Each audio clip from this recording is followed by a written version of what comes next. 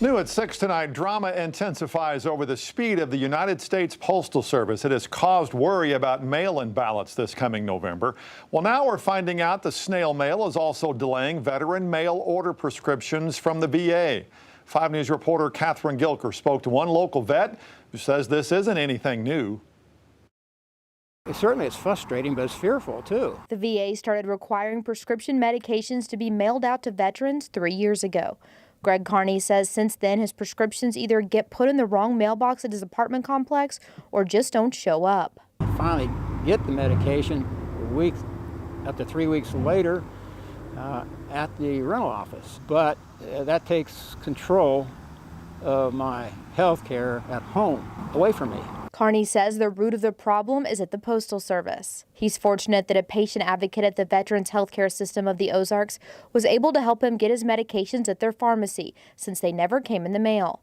Carney is fearful that if something doesn't change at the post office, this is just going to continue happening to he and other veterans. USPS ought to be privatized. Either FedEx or UPS take it over. Otherwise, if you're going to throw money at it, there has to be some great oversight, quality control oversight at each post office to make sure that this, what has been occurring to me, just doesn't happen. President Trump says he opposes funding the Postal Service because he is against it being used for mail-in ballots. Senator Chuck Schumer disagrees, saying we need the U.S. Postal Service now more than ever. People need their medicines delivered.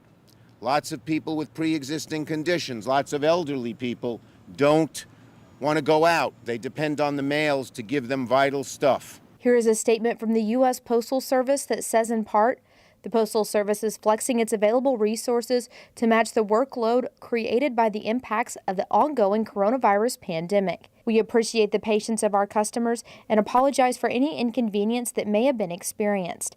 We also appreciate the efforts of employees as conditions change on a day-to-day basis. In Johnson, covering news where you live, Catherine Gilker, 5 News. Postal Service statement goes on to say, in part, we are currently not able to balance our costs with available funding sources to fulfill both our universal service mission and other legal obligations. And because of this, the Postal Service has experienced over a decade of financial losses with no end in sight. We have faced an impending liquidity crisis.